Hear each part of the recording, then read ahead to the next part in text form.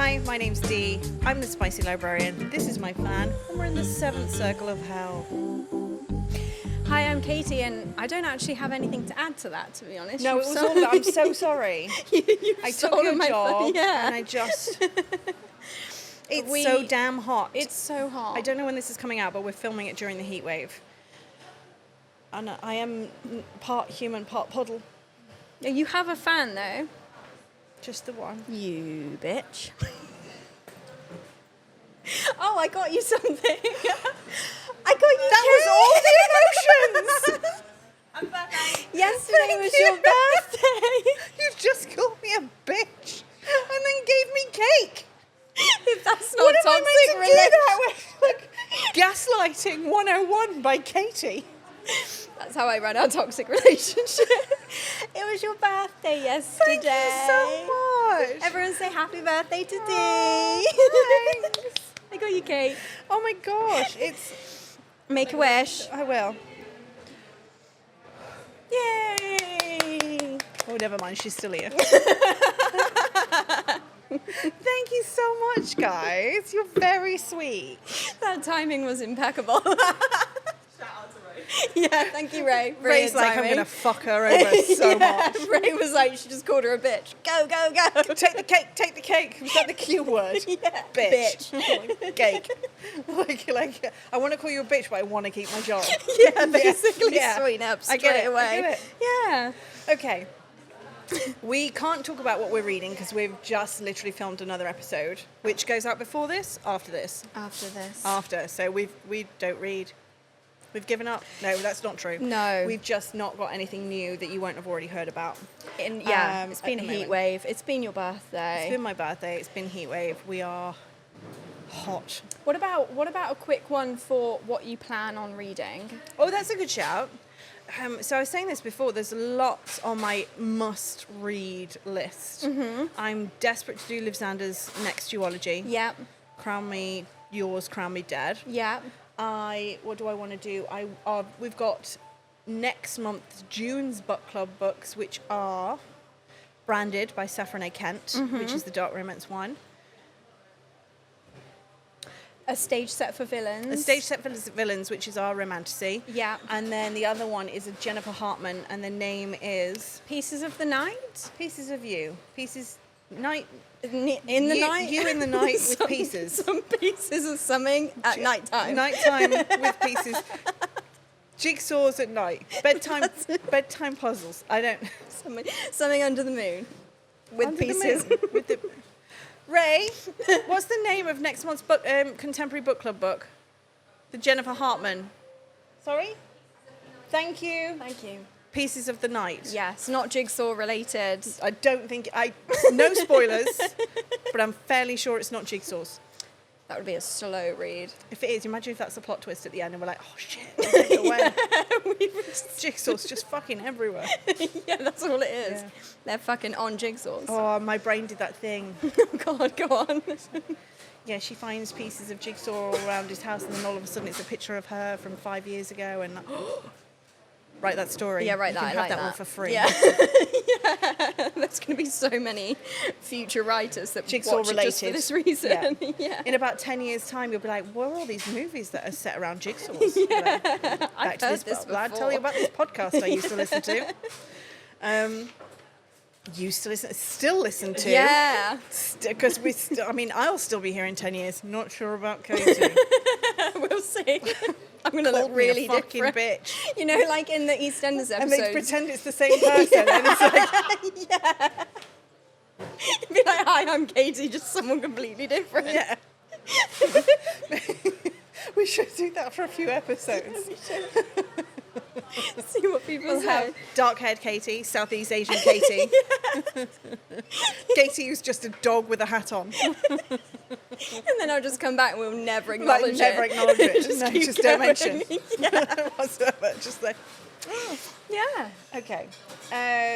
We are talking today about April's book club books. Because We got crazy busy and we had some wonderful authors who wanted to come and talk to us. Yes. So we prioritized other things and we never got around. We did the book clubs, obviously. Yep.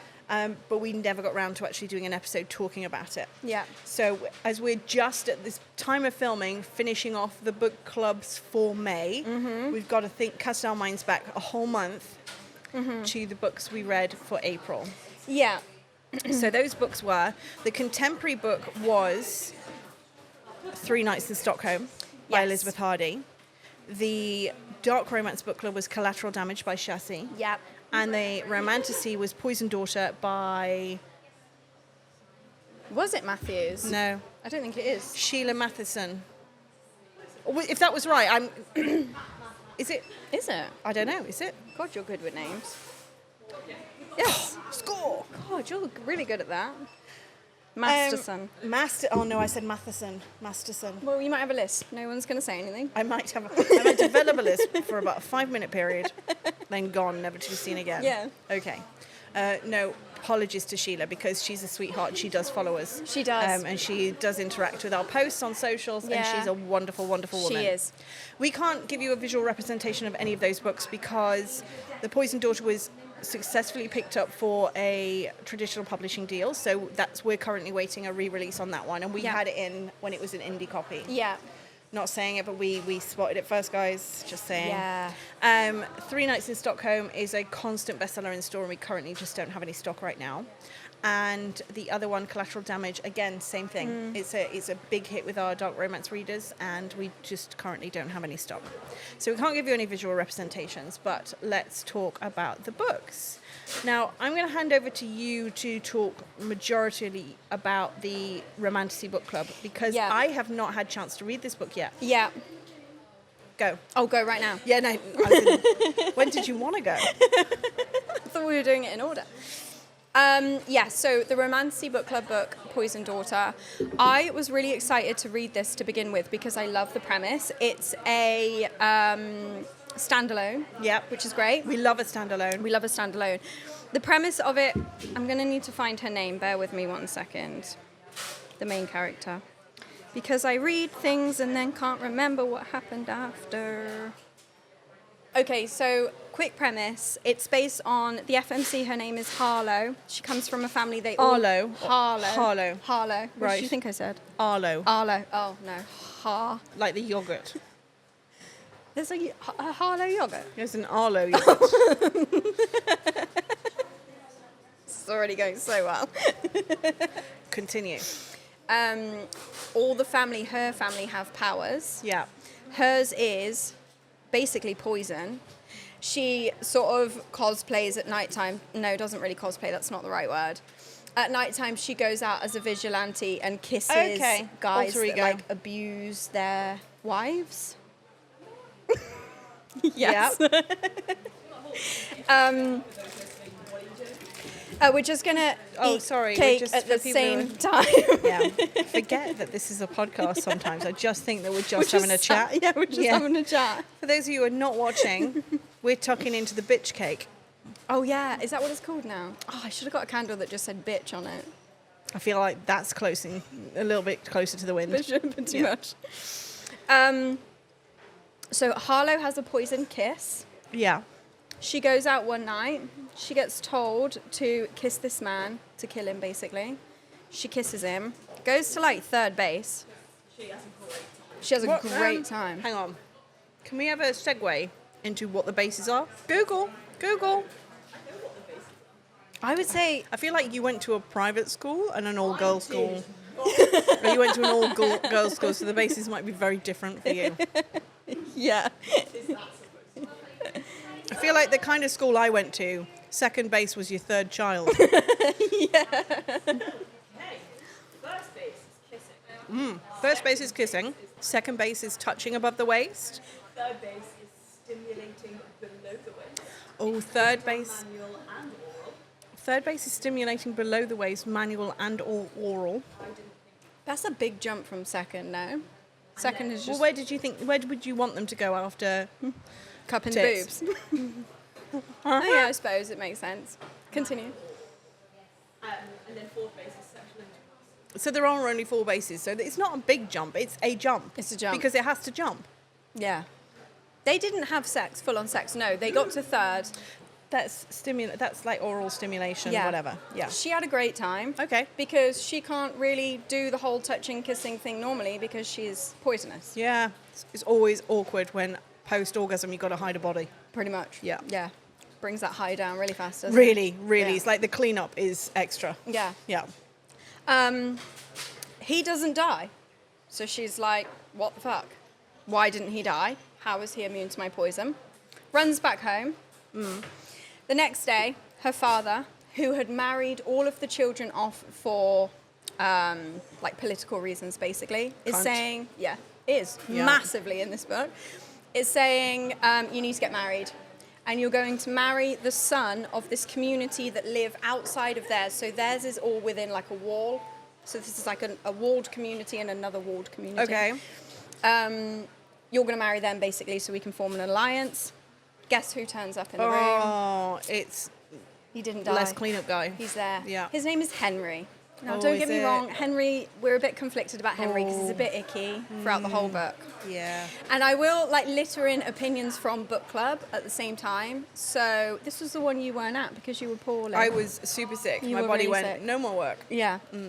Some people loved Henry. Some people said Henry was like a walking ick, which is true. Oh, okay. Why So- was he a walking ick? What was the ick factor? Oh, some of the things that he says, I can't even remember like the pet names, but there were some icky pet names. Okay. Are you frowning? That's right. I'm pretty sure there was some icky. I know you enjoyed. They get married. They're enemies, but in my opinion, They're not enemies like we like enemies. No. They're enemies like mildly inconvenienced enemies. basically, yeah. Yeah, okay. They're enemies that say they're enemies more than they actually act like they're Okay. enemies. She ends up going with him. What are we erring at? The pet names. Also lovely, isn't he? Lovely and wolf. Lovely. Oh, so he's from the West Country. Always. Hello there, my lovely. Right, my lovely. Yeah. Ick. No shade to anybody with a wonderful No. West Country accent. We love you, my lovely. My lovely. She goes back with him. I will also add just one scene in this, that part of their traditions is that you have to have sex in front of everyone, like the bedding. but you have to put your hand on like this magical to prove that you've orgasmed and that you're meant to Fucking be hell. I together. imagine a lot of weddings went on for a while. Yeah. And obviously, Henry makes her come so hard that the thing breaks. This 1,000-year-old relic just snaps because he's that good. Yeah. So that happens. Okay. And a lot of things happen Yeah. in this book. They live in these walls because there's these like zombie-ish vampire things called the Drained that they are trying to protect themselves from. Okay. The Drained are somehow taking women. So at one point they're taking these women and breeding them. So there's this mysterious element of trying to figure out what's going on with the Drained. Okay. Henry himself throughout the whole book is like, don't run from me because I will chase you. And she's like, okay. And he's like, no, seriously, I'll chase you. And you're like, that's weird. Why? Like instinctually. And Like then a Jack Russell. kinda.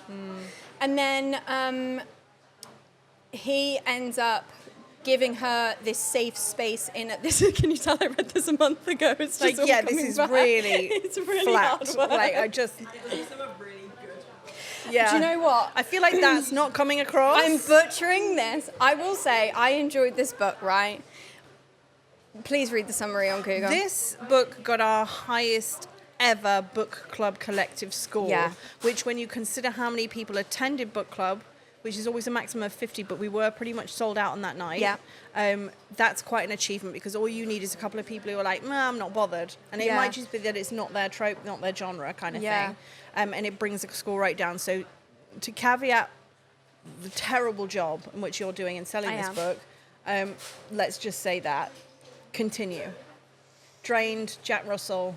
Drained Jack Russell chases her. Yeah. Basically, you find out that the reason that he didn't get killed by her kiss is because he is something called an undead. he's basically already dead and being brought back Yeah. by his mom because she was like a magic. She could resurrect people basically, which is a really rare gift. Like And the idea necromancer. is kinda, yeah. Yeah. And the idea is once you've been brought back, you then can't die from that thing. So if you die from being drowned and you brought back, you can't die from drowning again. So Okay. what his parents do is they just kill him in every single way possible, over and over and over again. Yes, rough, so that he can't be killed because he's like their heir, I guess, and to Okay. protect his life. So, but It's like the ultimate sorry, love, it's for your good. pretty much, Yeah, it's going to hurt me more than it hurts you. So Bullshit. he can't be poisoned, but he has like a weird supernatural element to him now. So he's pretty quick. He gets urges, non-sexual urges. I just seen the Jack Russell humping someone's leg now. Yeah, no, I'm butchering this, but he is. When you take the ick aside, he's a very cool character, and he has like the friends element in it. The found family is really, really, really good.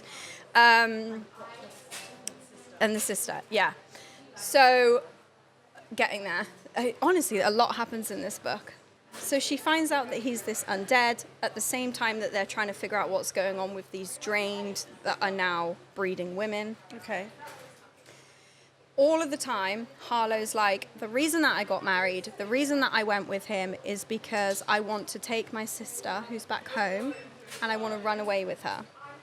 The reason that she hasn't been able to do it to this point is because to get out of like the walled city that they live in, the father, who is a twat the whole time, he's a very abusive man to all of his children and everyone, had created this like system of obstacles where the siblings couldn't escape without a little bit of each of their magic. So she's never unless been they able can go together, they can't go. basically. Right. And she's Clever. never been able to leave. And she wants to protect her sister, who throughout the whole book was married off to a really abusive man Okay. and is always covered in bruises. And she's trying to do it fast enough because she's realizing that her sister's basically losing her soul, not metaphorically, not physically, metaphorically, in the sense that she's just being beaten down so much. Right? So Harlow's like, I'll put up with this because I need to save my sister. I need to get my Okay. sister out of her abusive relationship. Okay. I need to run away. Yeah. She goes back to the family house. Yeah. He's like, I need you to confront this situation that you've been shying away from, and takes her to the graveyard where her sister is buried because her sister's been dead this whole time and she's never accepted that her sister is actually dead, that she was too late. So wait, is her sister a brought back monstery type Jack Russell thing like him? No. Or she's just not there and she's not accepted it? She's not accepted it. Okay. Yeah. And her sister died in like Wait, no. Have you just given me the massive plot twist? Yes. But this is book club, I'm allowed to do that. I'm allowed to do that in this episode. I haven't read it yet. I just caveated with the start of this saying I hadn't.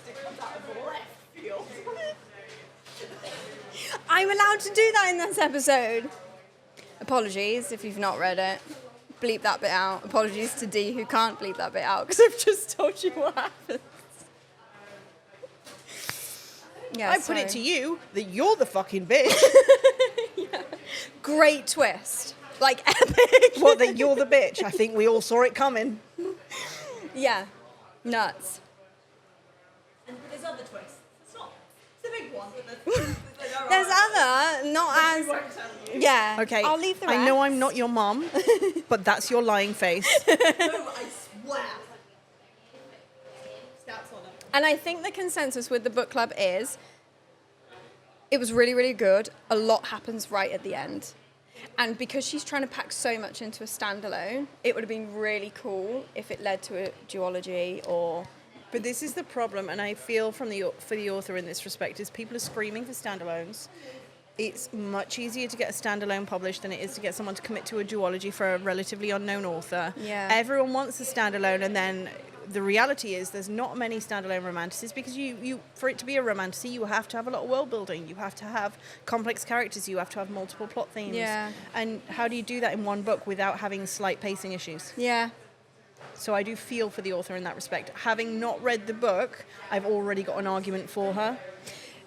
The book itself, like as we said, it was one of the highest rating. I really, really enjoyed it. 4.8 or something? 4.8. 4.8. which 50 is people voted it, and it really collectively came high. out as a 4.8. Yeah. Like, Yeah. one of the biggest pet peeves was literally the pet names. That was it. Everyone kind of loved everything else. I think that a pet names thing, again, just sticking up for the author here, that's very personal. And like the word, you've got people who cringe at the word moist everywhere. It doesn't bother me at all. But, you get several people who dislike it intensely. And I'm glad I've just said it into your ears. Moist. Moist. Yeah. I was going to do that name then as well, but I couldn't remember it. Round. Moist round. Round made her moist. Yeah. I'd like to think that loads of people like walking to work at the minute with their headphones on going, oh my God, on the tube. Please don't turn us Yes, off. stop talking. Apologies if those two words and noises were offensive to you. Okay, so that was the Romantasy. Yeah, I butchered that. Please look at it on Goodreads for the actual summary of it. But it was really good. Really unique premise. Okay. So, contemporary. Yeah. 3 Nights in Stockholm. I don't think I am too far wrong in saying that it is a delicious fuck nugget. It is contemporary, it is smutty, there is sex about every 3 pages. The general premise is this. She's a pilot. Not him, she. The FMC is a pilot. Good for her. And when you first meet her, she's... I really hurt myself on that fan then. Sorry. So she's a pilot, and she's running... When we first meet her, she's running late for work. Mm-hmm. Her first officer is a man, and he's like, oh, whose bed were you in? Or something like that. And she's like, oh, I can't remember his name. That kind of... So we know she is free and happy with who she is as a person. She's Living life. She's living her life. She's loving her life. And so... What we generally find out about her is that she's been in relationships that have not been good for her. And it's nothing so dramatic as sexual assault or emotional abuse or anything like that. It's just men are dicks. Yeah. I am not doing a relationship again. I don't want to do one. They're dicks. They're just out for what they can get. I've never been good enough for them, so fuck them. I'm not doing relationships. Vibe. Total vibe. Yeah. Woman in charge. So she has these delicious affairs with men when she travels away for work. So she might travel to Paris. It's set in America. Mm-hmm. She might travel to Paris, and she has 2 nights in Paris. So she's got a gorgeous guy she goes to see there. And these men are delicious, and they worship her, both physically and emotionally. Okay. And, when she's finished her delicious couple of nights, or maybe even one night, wherever she's meeting them down route, they're always like, stay. And she's like, no, I got to go back to work. I'll see you in a couple of months. And off she goes. Mm-hmm. Living her best life. She's got a best friend back home. She tells all this stuff to. And she's like, yeah, you go get yours, girl. Fine. No problem. You do you. And then, as per the name of the book suggests, she gets snowed in and has to spend 3 nights in Stockholm. Now, the flight out was delayed. So she was in the bar getting something to eat at the airport, and she runs into the MMC, and they have a conversation in a bar, a little bit of a flirty conversation as strangers. Then lo and behold, he's on her flight, and as he gets off the flight, they exchange information. Okay. She goes to see him because why not? She has a lovely time, wakes up the next morning, starting to get ready to go to the airport. She gets a phone call, no, we're not going anywhere, this snow's crazy. Looks out his window, and there's 6-foot banks of snow kind of thing. He's like, just stay, it'll be all right. So she stays, and this turns into a beautiful affair. Okay.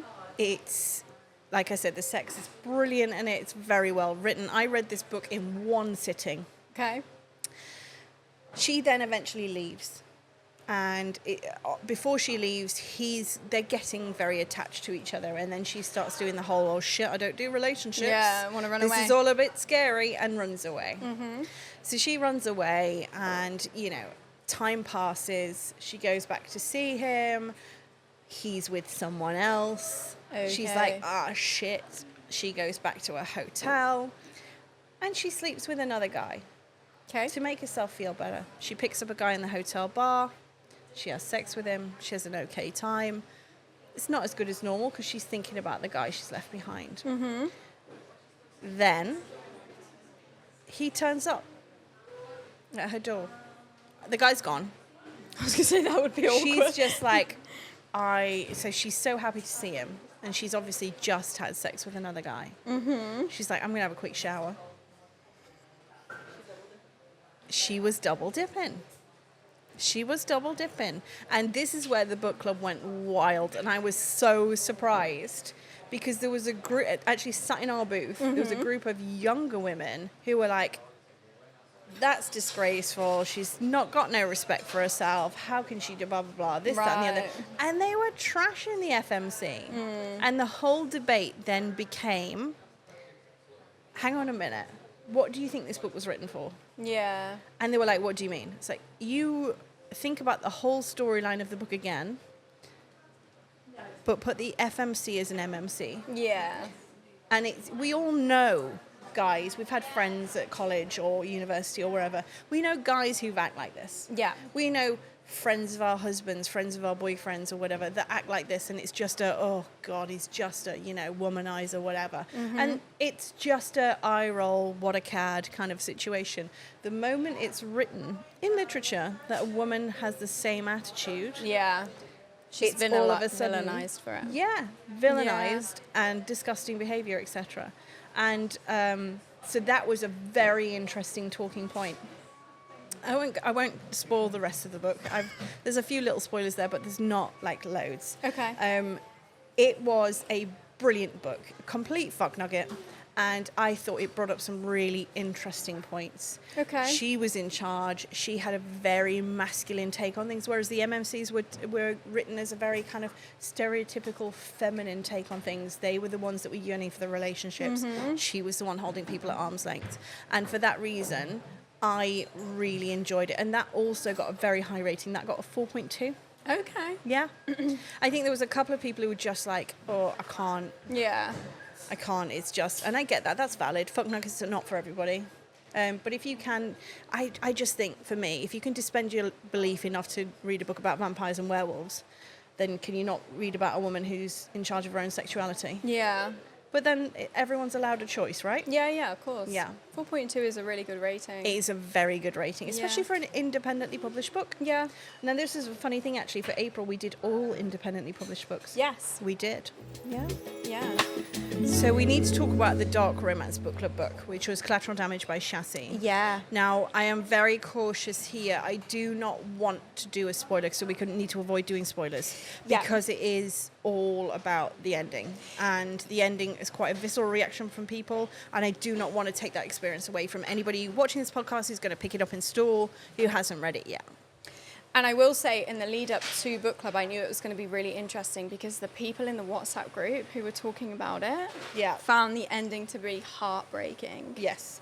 Really emotional. As in, like, sending little videos of themselves crying. Yeah. Sobbing. I will say, just talking about it as vaguely as I can, because I love to spoil things, and I'm going to try my best not to do that. It's a sapphic romance. It is. And the premise is sort of focused around Stockholm Syndrome a little bit. Yeah, I would agree with that. The FMC, the first FMC, essentially her parents are killed. Yes. By the second FMC. Yes. Who then, and she's very sheltered, the first FMC. Yeah, I would say that that's correct, yeah. So it's a very traumatic beginning, basically. Yeah. She's parents, basically diabetic. Yeah. And her parents treat her like she should be in a bubble. Yeah. She's 18, she's not allowed to go to parties, she's not allowed to have a drink. Yeah, yeah. She has a very close relationship with her family. Because they won't let her go anywhere else. And then they are essentially butchered in front of her. No, she's in bed, but she does see it once it's been done. Yeah. And then she is kidnapped by the FMC who wears a clown mask. Yes. That's all I'm going to say. So we don't. I know it's really hard with this one because the more we say, the less impact it's going to have. And I do think people should read it. It's very emotional to the point that you can't really say what happens. You can't even hint at it without it actually giving away the big ending. What I will say is it got a 3.6 star. It was very divisive, It was actually. incredibly divisive. These were either 4.5 and 5-star reviews or DNFs. And I think a lot of the people that DNF'd, it covers some very heavy topics. It does, and I think, as much as people can enjoy dark romance, as we know, there's like morally grey to pitch black. Yeah. And it's not for us to decide which is morally grey and which is pitch black. It kind of, that range is all over the place. Yeah. And it's up for the individual reader to decide what is too much for them. Yeah. Not necessarily for readership on the whole, but for them. And for some of our book club goers, it was too much for them, and that is valid. Yeah. That's okay. I did ask people who had not got at least to a certain part of the book not to rate it, because I didn't feel like they'd read the book. But Yeah. I can't control whether they did or not. So Yeah. it was a difficult one for sure, but this is why we love book club.